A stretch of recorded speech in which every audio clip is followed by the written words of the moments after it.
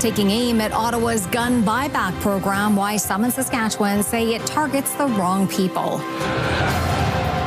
Combating the blues, why Saskatoon came together to make sandwiches for Blue Monday. And giving back off the ice, a Martensville hockey team helps to battle childhood illness, one sweet treat at a time. This is CTV News with Chantel Saunders. Good evening. The window is open to express interest in the federal government's gun buyback program. Gun owners have until the end of March to declare if they're looking for federal compensation for turning in their firearms. But as Jacob Carr tells us, some in our province say the program takes aim at the wrong people. The clock is officially ticking for gun owners in Canada, as they now have until the end of March to either be compensated if they own a banned firearm or permanently deactivate those weapons. Members of the federal government say the program is designed to get dangerous types of guns off the streets. They themselves would agree that getting military-style assault weapons off our street is something that we should always be cognizant of, and the danger it poses to the general public. But CTV News talked to the owner of Cash Tactical Supply, Aaron Strauss, who was singing a different tune. He says the program does nothing but take firearms away from responsible gun owners and does nothing to curb the spread of illegal guns in the country. It will have absolutely no impact on public safety because every firearms owner has to be vetted by the RCMP through the PAL system before they're ever allowed to buy a firearm. And that system works. Strauss also believes the program is a waste of a lot of money. The Canadian Taxpayers Federation agrees, saying the issue the federal government should be focusing on is the flow of illegal guns coming over the United States border. They're saying there's about $742 million that's budgeted for the program as a whole, but then about $250 million for the compensation program for the banned guns specifically. While many in Saskatchewan are against the program, there are some in Canada in favor of it, including organizations like Poly Remembers, a group made up of survivors and families of the 1989 Polytechnique massacre in Montreal that claimed the lives of 14 women. The chair of the Canadian Doctors for Protection from Guns also hails the program as a step in the right direction. According to the program, if gun owners with banned firearms do not use the buyback program, their weapons must be disposed of or permanently deactivated by the end of an amnesty period, October 30th. Jacob Carr, CTV News, Regina. More than 24 volunteers were doing their part to spread some positivity on the so-called most depressing day of the year. Keenan Sorokon has more on making the most of the long winter days.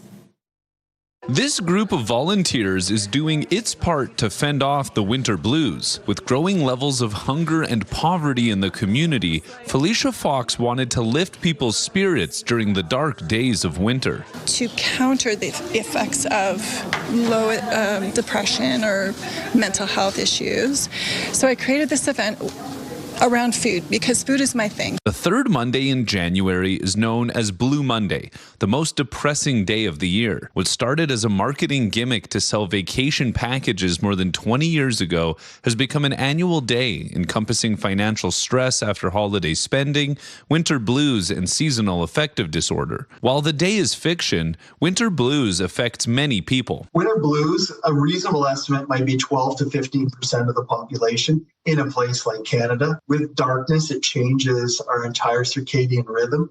And when that rhythm is off, it's easier to have low energy and low mood. The best way Fox knows how to boost morale is with a good meal.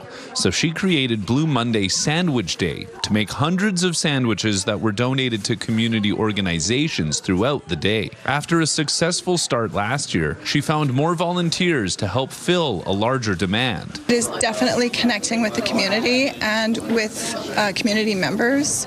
We see that there's a need. By the end of the day, more than 1,500 sandwiches were distributed, and if the event continues to grow, she may have to expand to a larger space. Keenan Sorokon, CTV News, Saskatoon. The Saskatchewan Health Authority is alerting parents of high school students in Martensville to watch for symptoms of whooping cough.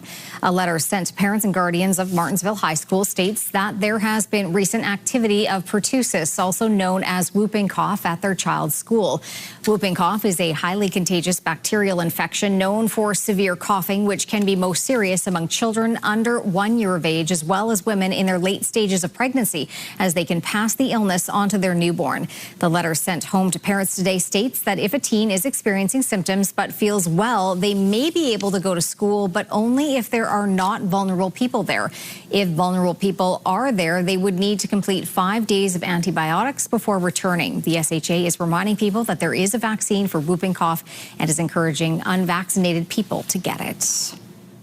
Saskatchewan's flu rate is on its way back down, dropping by nearly half from the previous update. The latest respiratory illness data shows that while the number of confirmed cases and hospitalizations have declined, Saskatchewan saw 3 deaths related to the flu between December 28th and January 10th. Flu cases peaked in Saskatchewan at nearly 41% just over a month ago, but the rate is now just sitting at 17.3%. As influenza trends downward, the number of COVID-19 and RSV cases have gone up over the past few weeks.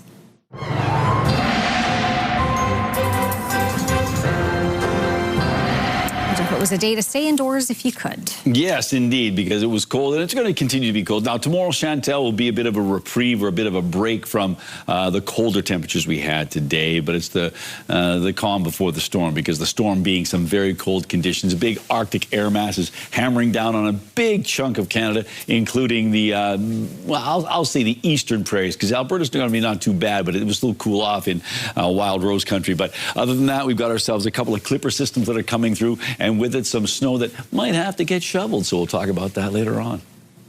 The province has announced a new animal welfare enforcement agency dedicated to protecting animals across the province. Sierra D'Souza Butts on what animal rescue organizations think about the initiative and whether it supports the safety and well-being of animals. Every day, volunteers from Stoughton help trap, neuter, and domesticate feral cats and dogs. I would say it's very challenging. A lot of communities want me to come out and just deal with their problems, but we're primarily into educating communities. One of the biggest challenges the rescue group faces is the lack of animal protection officers available in rural communities. It's harder in rural communities for officers to come out because it's a longer drive and there's, say it's just one animal. It's still a huge priority, but since we're in a rural community, it's harder on them. But help is on the way, according to the province, who introduced a new animal welfare enforcement agency responsible for the safety and well-being of all animals in Saskatchewan starting April 1st. We're looking at this as a learning opportunity, really. The Sask SPCA, who acted as the province's enforcement agency for years, says it hopes the new agency engages with associations to help train animal enforcement services. Anytime that there are large-scale animal seizures, the amount of resources that are required to go in and remove animals that have been in dire situations. We really want to, learn more about how they're going to improve response times. The Saskatchewan Animal Enforcement Agency will be replacing the Animal Protection Services of Saskatchewan, which is set to cease operations end of March. The government says the agency will enforce services under the province's Animal Protection Act and combine strong internal governance with civil board oversight to ensure accountability and enforcement. Sierra D'Souza Butts, CTV News, Regina. SGI will contribute another $2 million in photo radar revenue toward project safety projects. The 78 communities will receive a share of the pie for things like speed awareness signs and crosswalk improvements. Wayne Mantika has more.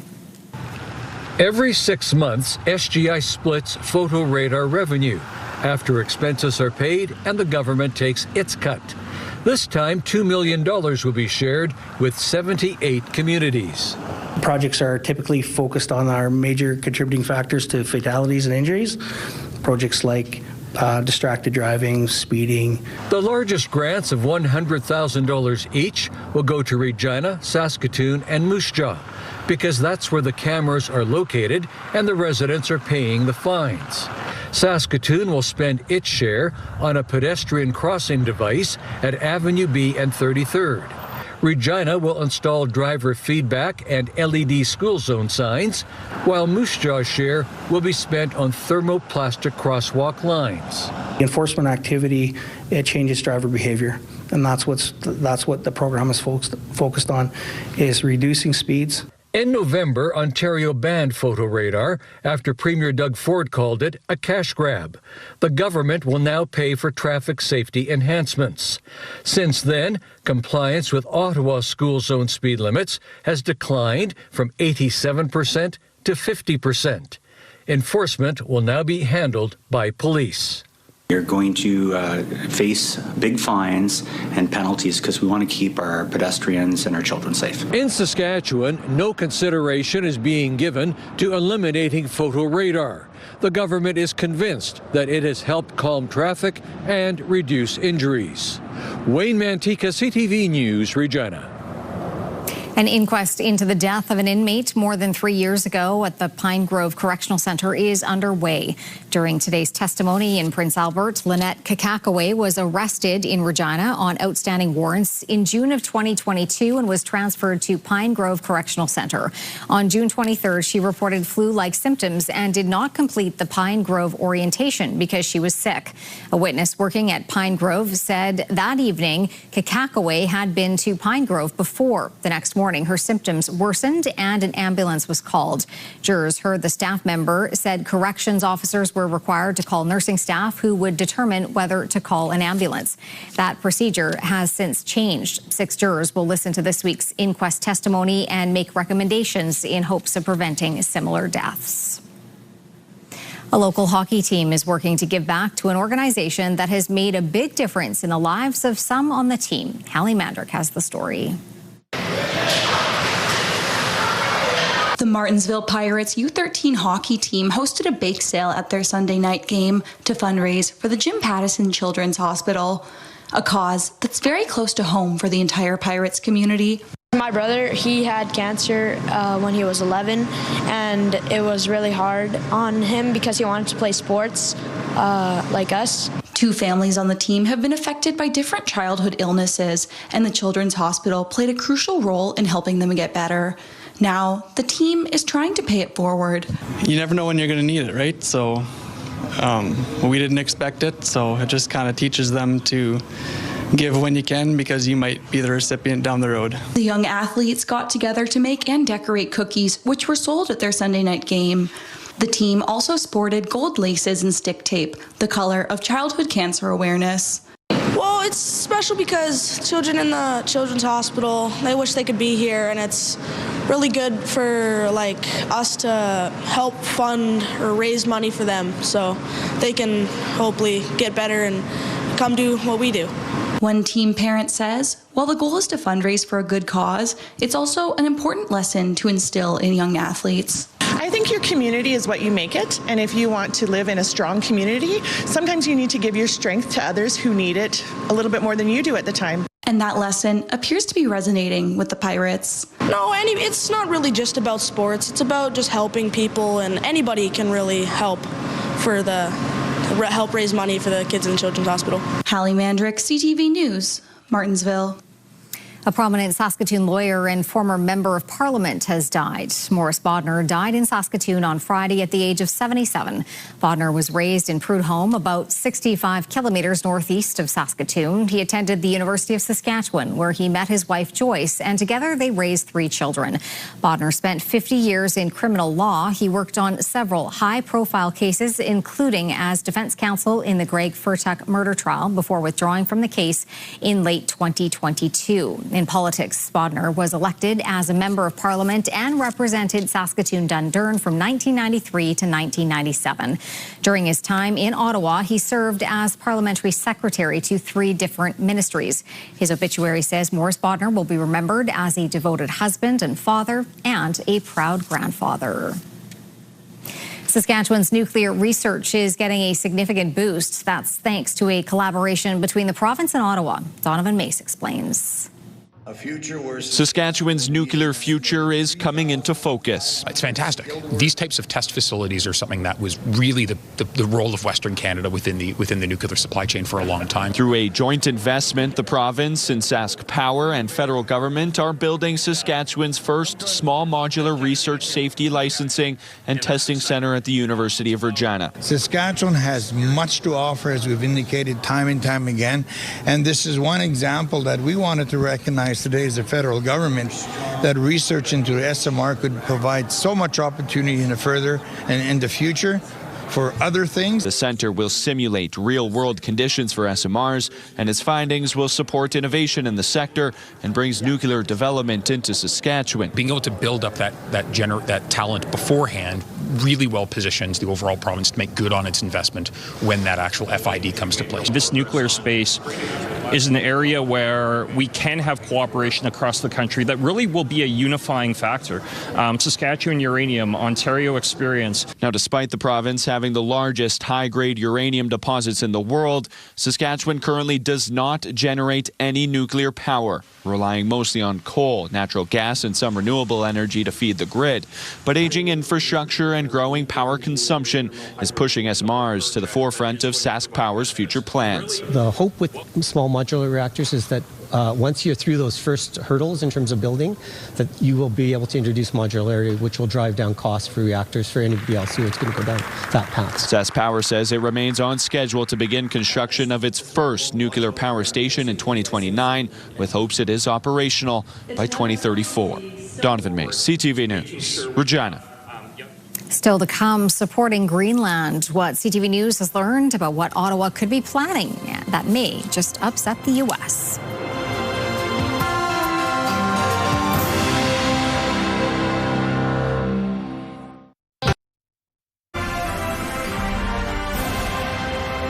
You're watching CTV News live from downtown Saskatoon. Thanks for staying with us. A senior government source tells CTV News Ottawa is thinking about sending a small contingent of soldiers to participate in NATO training exercises in Greenland.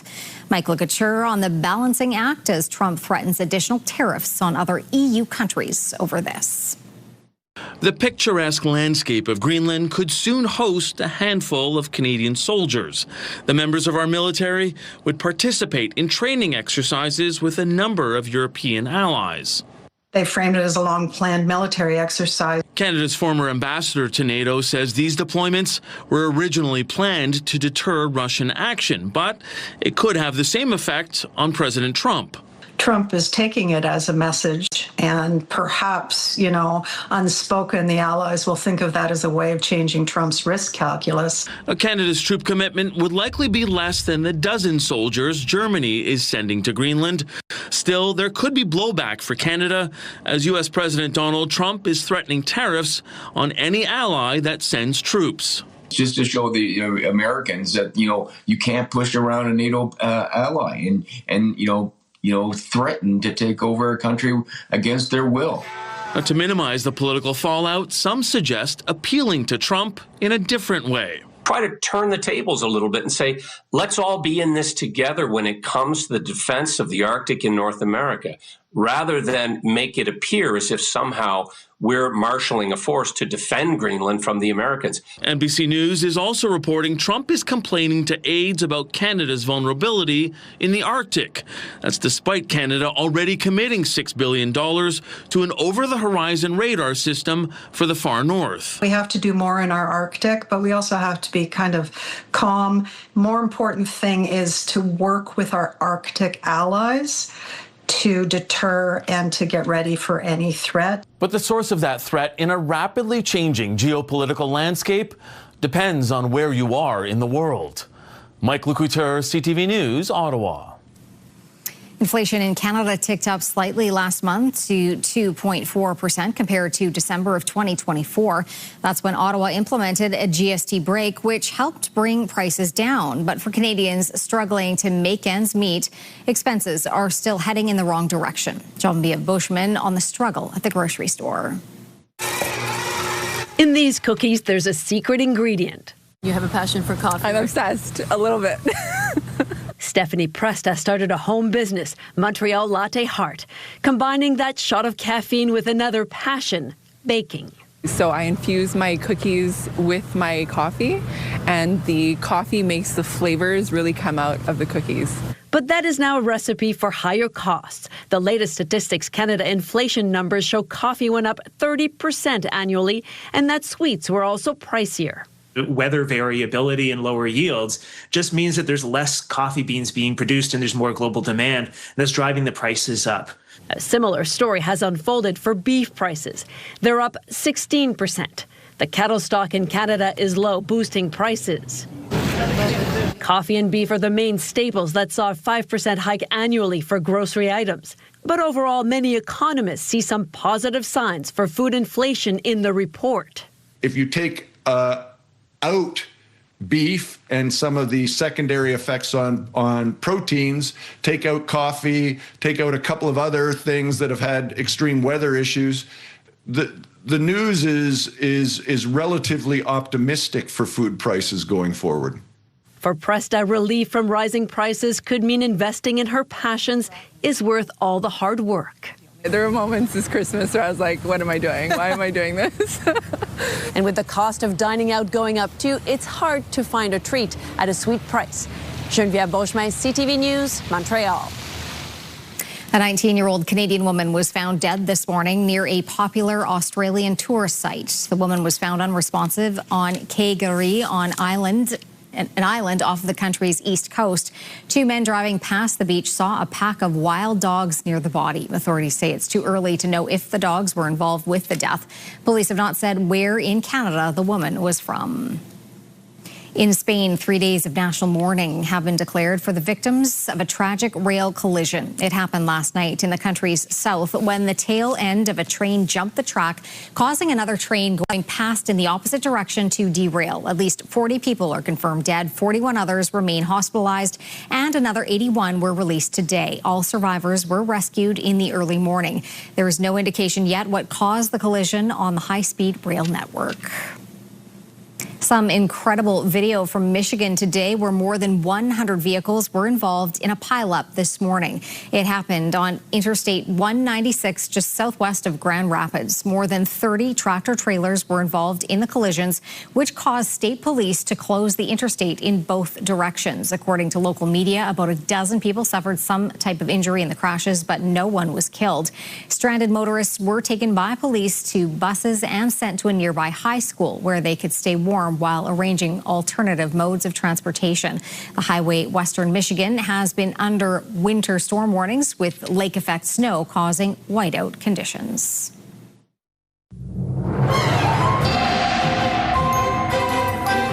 Hiya, this is Mark from West Coast Bluegrass Supergroup Bordergrass Alliance. We're coming to Saskatoon on Tuesday, playing at the Basement, 7:30. Hope to see you there.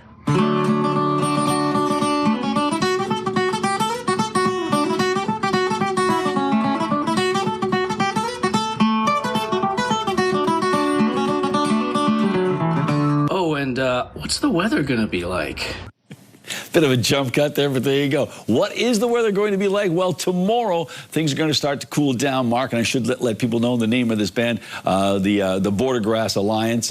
Two of the band members are from Nashville, two are from Kelowna, so that's hands across the border, bluegrass music. So let's take a look at our numbers for tomorrow. We've got ourselves minus 10 degrees, so it's going to be okay in the afternoon, but things are going to start to really cool off as we head into the evening hours, so keep that in mind. Cloudy skies, and that show is at tomorrow night at 7:30 at the Basement. You can go to the basement.ca to get those tickets. Now, on to our numbers right now. Minus 17 degrees in Saskatoon and Prince Albert, minus 13 in the Battlefords, but Battlefords is dealing with some snow right now, and that could pile up a little bit, may see 2 to 4 centimeters when all is said and done. Minus 16 degrees in Saskatoon for a daytime high, 4 degrees colder than the seasonal average.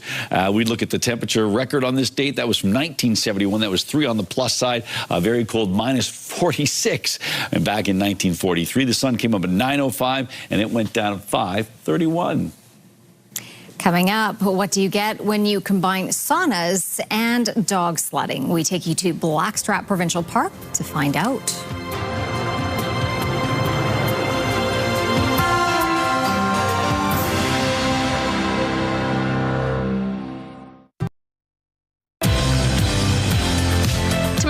Morning Saskatchewan. It's back to work for our federal politicians. Conservative House Leader and the Regina MP Andrew Scheer joins to discuss his top priorities for his party. All right, let's take a look through the live lens of Skycam. And, oh, it looks kind of, I don't know, not foreboding, but sort of elegant with all that dark blue there. It's like a beautiful dress. But we've got ourselves a nice shimmering skyline there. And tomorrow will be okay temperature-wise.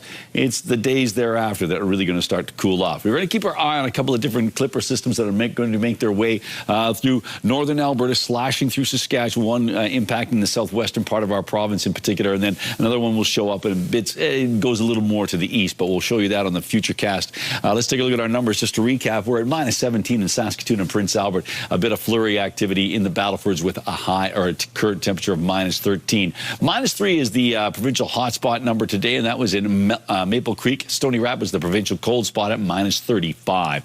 Around the province we go. Minus 11 degrees in Lloydminster, minus 10 in Swift Current, minus 15 in Regina, minus 19 in Estevan, a chilly minus 22 in Yorkton.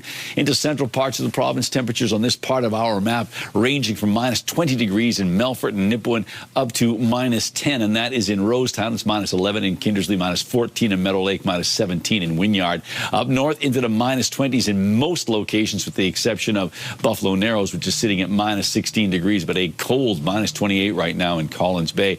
And down south, minus 3 degrees in Maple Creek, minus 8 in East End. As we slide across near the international border, minus 12 in Cornack, minus 19 in Carlisle. It cools off to minus 22. That's in Millville. Now we go and take a look and see what's going on with that future cast. So the computer modeling indicating that, yes, most of that snow is going to be falling in Alberta, that first clipper system that comes through, but it will impact southwestern Saskatchewan. And then another system comes sliding through late tomorrow afternoon into the evening, and that's also expected to bring some flurry activity, but maybe not a lot in the way of accumulation. So a mix of sky conditions for northern Saskatchewan with temperatures of minus 13 for La Ronge, minus 17 for Stony Rapids, minus 8, but with a lot more in the way of substantive snow for Buffalo Narrows to minus 14 for Key Lake. Expecting some flurries in Meadow Lake, Spiritwood, and Kindersley. Some cloudy skies in Rosetown. Temperatures in west central Saskatchewan hanging around minus 8 degrees. Not much warmer. In fact, some places pretty much the same temperatures in the southwest. Maple Creek, sort of the exception towards that.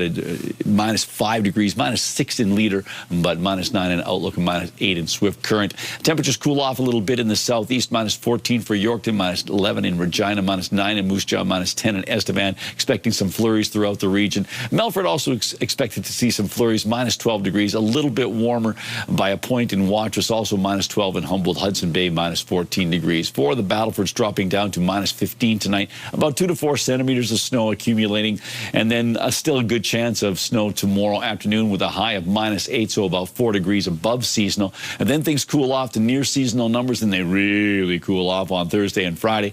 Minus 18 on Saturday and cools off to minus 21 on Sunday, minus 16 1 week from today, and minus 18 overnight with light snow, and the temperatures rising overnight in Prince Albert. Cloudy skies on Tuesday with windy conditions, minus 11, so that minus 11 will feel closer to minus 20.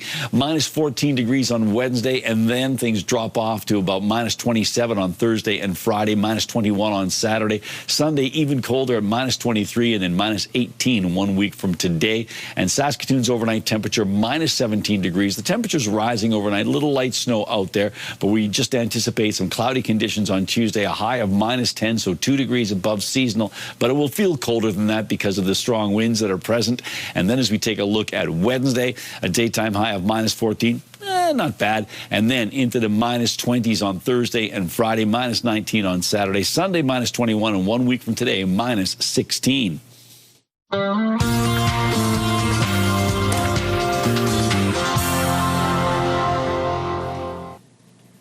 A man known for addressing countless Hollywood stars from Jacqueline Kennedy Onassis to Elizabeth Taylor and a whole bunch of other stars has passed away. Valentino Garvani has died at the age of 93. He was usually known only by his first name, though, but he was the founder of the Valentino brand, which he turned into a, quote, business empire. He was also the recipient of several awards and honors, including the Golden Plate Award of the American Academy of Achievement and the Medal of the City of Paris. He is also known for crafting elaborate wedding gowns and numerous outfits for Oscar winners over the years. Why didn't you write me? Why?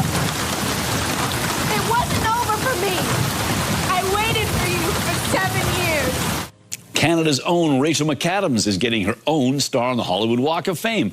Originally from St. Thomas, Ontario, the actress is known for her memorable performances in contemporary classic movies, including The Notebook and Mean Girls, and her Oscar-nominated turn in 2015's Spotlight. The 47-year-old's on-screen career has spanned more than 2 decades. A ceremony honoring Adams with the star is set for Tuesday, and what a coincidence! Her new movie, Send Help, opens 1 week from today. 1 week from Friday, rather.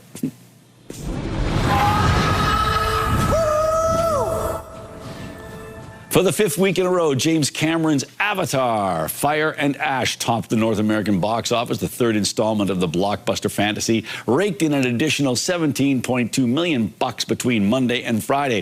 Those are U.S. dollars. According to industry estimates, the film's worldwide total sits at more than $3 billion. It's the 4th time a film from the celebrated Canadian director has surpassed the $1 billion mark after the first 2 films in the series and Titanic.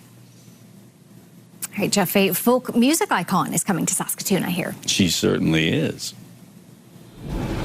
This beautiful grand piano is going to be in action on January 27th right here at Grosvenor Park United Church, because a folk icon is coming to Saskatoon. And Brenda Baker with us today, the concert coordinator here at Grosvenor Park United Church. Who's coming to town? Judy Collins, who is a superstar, an international icon of folk music. Well, people would certainly recognize her version of Both Sides Now, her biggest hit, but Send in the Clowns, Grammy-winning song, and of course Amazing Grace, among others. And she's still on the road. She's on the road. She's still singing from her 55 album repertoire. She's just an amazing performer, and we're lucky to be able to have her because she's only going to 5 places in Canada on this tour, and one of them is here, Grosvenor Park United Church. Now, I know this is a special fundraiser for the church. What are you using the money for? Well, during the pandemic, we renovated and we made our church more accessible, and we also turned it into a performing arts space. So that's what we're still paying off. We hope by the end of this year we will have paid off our loan. So we're excited about that too. Understandably so. So once again, January 27th, right here at Grosvenor Park United Church. How do people get tickets? You can order them on Eventbrite, and they're $75, and that's easy as getting online and searching out Eventbrite Judy Collins. All right. Sounds like it's going to be a great concert right here at Grosvenor Park. Thanks so much. Thank you. All right, time for Pick of the Day. What did you choose? Well, we have a collection of a lot of sunsets because we've got a lot of great outdoor things here going on. This one comes to us from Alberta, just before sunrise at Dipper Lake. That is a beautiful shot, and we don't often get to see some of the snow planes. I should say snow planes, but the planes that are capable of landing on lakes. So during the frozen part of our winter, so a great shot there, Alberta, and that is a lovely sky. So thank you for sharing that one. Next one comes to us from Donna. A beautiful morning in the RM of Dundurn. So there you go. Some great rime ice there. I don't know if we had enough fog for it to be hoarfrost, but enough clear sky. So I'm pretty sure that's rime ice. So Donna, regardless of what kind of phenomenon it is, it's a beautiful shot. And finally from Curtis, a good day of ice fishing at Brightwater Reservoir. A couple of nice jackfish there. So, Curtis, good catching, I guess, there. As opposed to hunting, you caught them. So, good stuff. And if you'd like to share an image with us, you can do so by sending it to cfqcnews@ctv.ca. Please put Pick of the Day in the subject line. Still to come on CTV News, Saskatchewan embraces the season, how a local initiative is showing people how to celebrate the snow and ice with adventure and ease.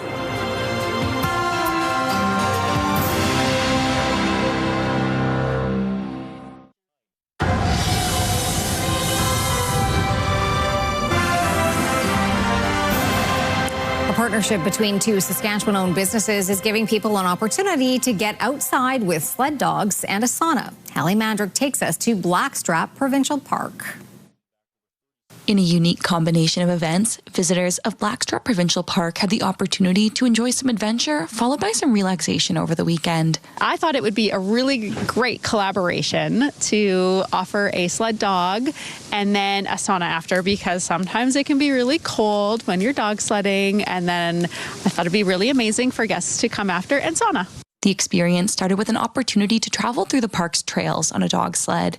Feeling we have traveling down the trail, it's quiet. You hear the sound of the runners, the sound of the dogs, the rhythm of the team. It's just a beautiful thing to watch, and you kind of get mesmerized in it all, and it's peaceful.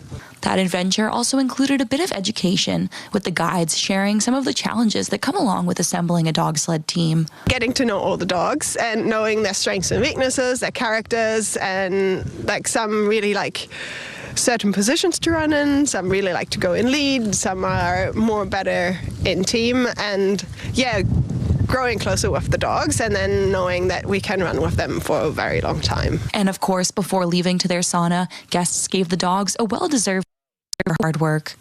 This marks the third season which the sauna and sledding combination has been offered, and Bouvier says it's a good way to enjoy Saskatchewan's colder months. I mean, in the winter, our winters are long and cold, and we like to be warm and cozy.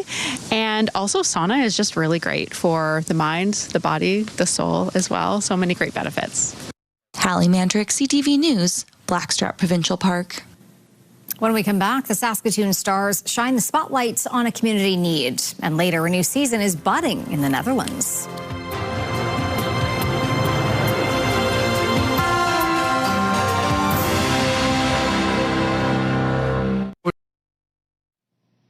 All right, welcome back. Time to take a look at our rural forecast for Tuesday. And yes, snow is in the forecast for many locations. We don't anticipate a lot in the way of accumulation. Now, places like the Battlefords might see 2 to 4 centimeters overnight. So some locations will get something substantive, but we don't expect it right across the province. So the system has a fairly wide wingspan, but not necessarily delivering a lot when it comes to the amount of snow. So we've got ourselves some relatively mild conditions for this time of January. Even into the double digits, they are close to or at seasonal values. Making our way down south, well, a similar sort of situation. A lot of places sporting those snow icons, but we don't expect a lot in the way of shoveling to be needed after this, but there might be some very difficult sweeping going on. But you got yourself temperatures that are in the minus single digits toward the central and western side of the province, cooling off the more seasonal numbers as we make our way towards the eastern side of Saskatchewan.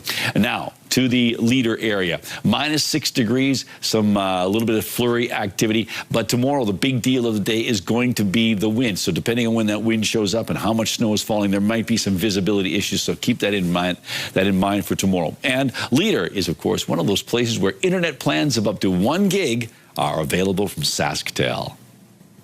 Regina-born snowboarder Mark McMorris has qualified for the 2026 Winter Olympic Games. Exciting news. I have qualified for my 4th Olympic Winter Games. Very excited. Thank you for the ongoing support. See you in Italy. Competing in both big air and slopestyle snowboarding, this will be McMorris's 4th time competing in the Olympics. He has also won multiple gold medals in world championships. McMorris will be heading to Milan, Italy for the 2026 Olympic Winter Games, which will take place from February 6th to the 22nd. Another Canadian receiver has signed a contract with the Saskatchewan Roughriders. Begin the debate. Offense stays out, looking for that TD. They got it! Touchdown, Saskatchewan! Kian Schaefer-Baker has agreed to a 2-year contract extension with the Riders. He played only 5 games last season due to injuries, but he made 15 catches for 177 yards. His best season game in 2022 with the Riders, 68 receptions for 960 yards and a touchdown. The Riders also extending backup quarterback Jack Cohen. A Saskatchewan rivalry taking to the ice in Saskatoon this weekend to support reproductive health. The Saskatoon Stars hosted their 2nd annual Women's Health Game yesterday. The event featured a menstrual product drive and specialty raffle in support of Ovarian Cancer Canada and Moontime Connections, which provides menstrual products to people in remote communities. Hundreds of people gathered at Merlis Belcher Place to enjoy some hockey while supporting the cause. The Stars beat the Prince Albert Bears 4-2. This year's Western Canadian Crop Production Show was record-breaking. Prairieland Park says the sold-out show drew 16,114 attendees and showcased more than 340 exhibitors. The three-day event held last week showcases everything from the latest in agriculture technology and products to education. The 2026 inductees into the Saskatchewan Agricultural Hall of Fame were also announced. This was the 43rd edition of the show. As we heard earlier, in December, inflation hit 2.4% year over year. Marella Fernandez has more on what led to the increase in prices. At the end of 2024, the federal government gave Canadians a break from paying the GST. Fast forward to a year later, and that's why Canadians are paying 8.5% more for meals at restaurants, while alcoholic beverages rose 6.5%. Toys and games are up 7.5%, and kids' clothing 4.8%. At the grocery store, coffee cost almost 31% more year over year. Beef, fresh or frozen, was up almost 17%. Here are the closing numbers for the day. The Canadian dollar is up to 72.11. West Texas Intermediate is up to 59.43. Western Canadian Select is up to 45.16. And the TSX gained 50 points for another record close.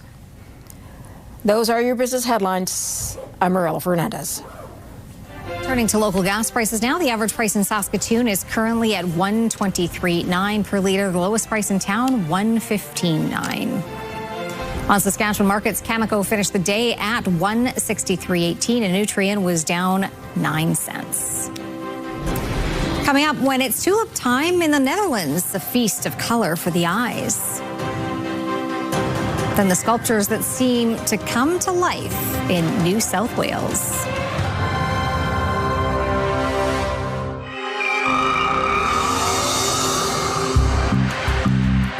I'm Mayor Cynthia Block, and it's my honor to proclaim January as National Crime Stoppers Month. Saskatoon Crime Stoppers supports law enforcement through anonymous tips regarding illegal drugs, guns, assaults, gang activity, stolen property, and much more. In just the past 4 years, more than 10,000 anonymous tips have helped solve or prevent various crimes. We can all help make Saskatoon safer. Remember, if you see something, say something. Submit your anonymous tip online or call Crime Stoppers at 1-800-222-8477.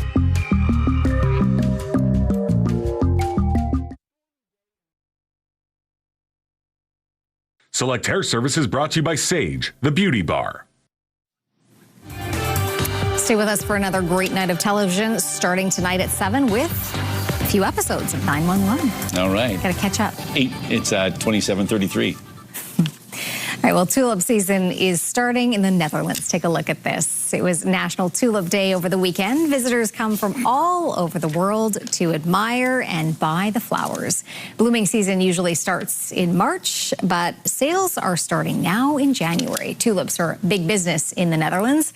The country exported more than $11 billion worth in 2024. Here in Canada, we get about 20,000 bulbs a year for free as a gift from Holland.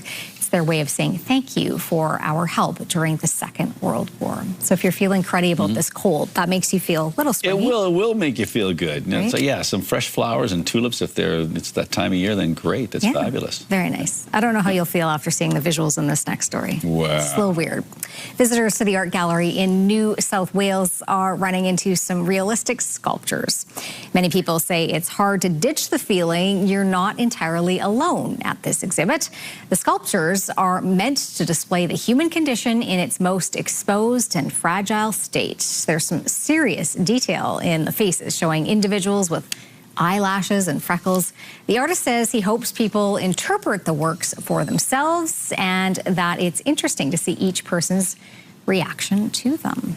So, yeah, you wouldn't... Those are They are very interesting. realistic. Absolutely. Yeah, so... especially the old guy. Get off my lawn. Lots to take in. Absolutely there. Tomorrow, you can still get outside and enjoy things if you happen to be out and about, because temperatures are going to be not bad, but it will be windy. Minus 12 degrees in the morning. Doesn't change that much by the time we get to noon. Mid-afternoon around minus 10, by 5 o'clock, minus 11. But yes, it's going to be a windy day, so keep that in mind. You got some notes there? Yes, I just wanted to correct those James Cameron films, $1.3 billion. There you go. Not $3 billion, right? Yeah. All right, thanks for watching. Good night.